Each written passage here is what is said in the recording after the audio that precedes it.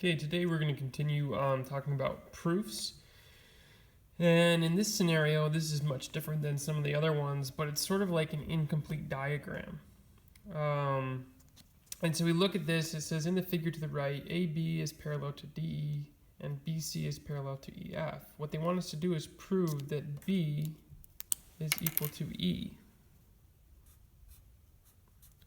So highlighting these things could be very useful and very helpful. And what I noticed is that they're not even part of the same diagram at the moment.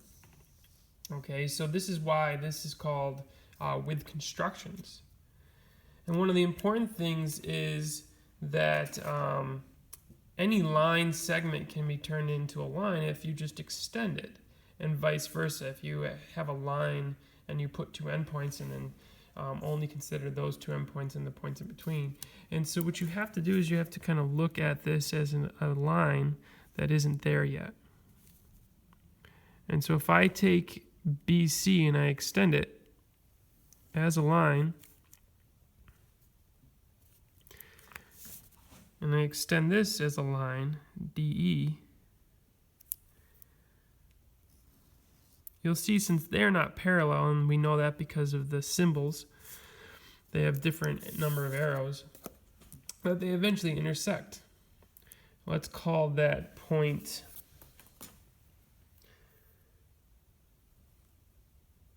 G. Okay.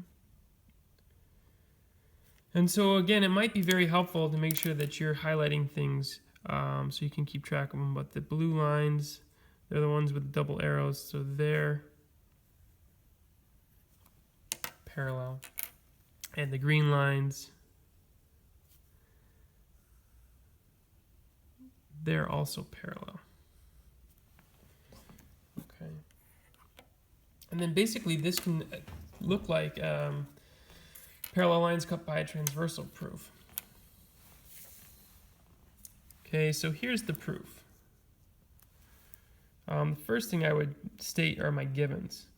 So AB is parallel to DE, and BC segment is parallel to EF. And that was my reason for that, and we're going to get used to this, but that was given to me. And so that's the assumption that I'm working from.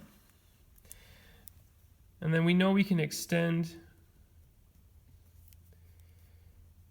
line BC segment and line segment ED. And then we can declare what we're going to do. Extend label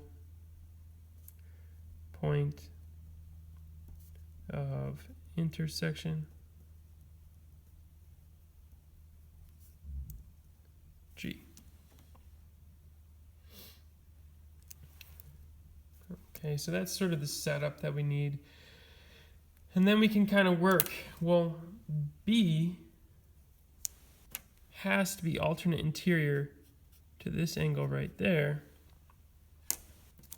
So I'm going to use the formal lettering, but the measure of angle ABC has got to be equal to the measure of BGE. And the reason is if parallel lines are cut by a transversal, alternate interior angles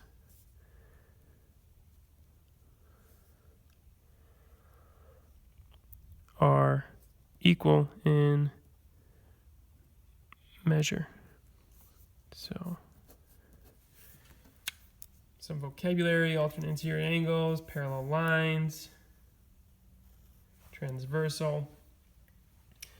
So that got this angle congruent to that angle. We also know, though, that if I kind of spin this around, and I look at the blue parallel lines, the orange angles must be equal.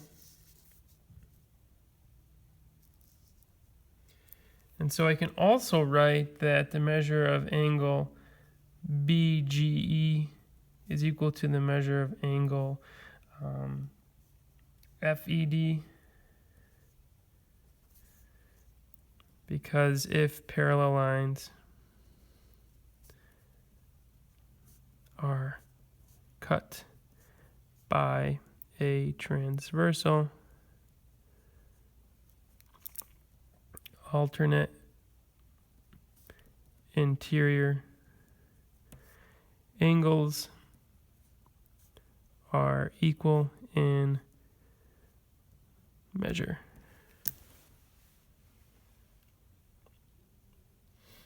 And as you can see with the orange coloring, it would appear that all the angles are equal. And then we just have to finish that statement off by saying that the measure of angle ABC is equal to the measure of angle FED. And the reason why I'm able to say that, if you look very carefully at my statements, I notice that those two are equal. So if I'm replacing equals with equals, that's just substitution.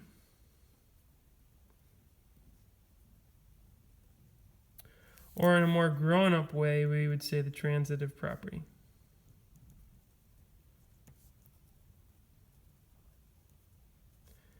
of equality.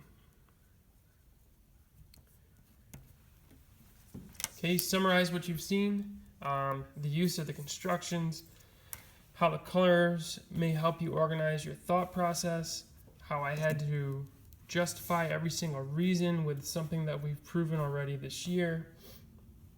Thank you for your time.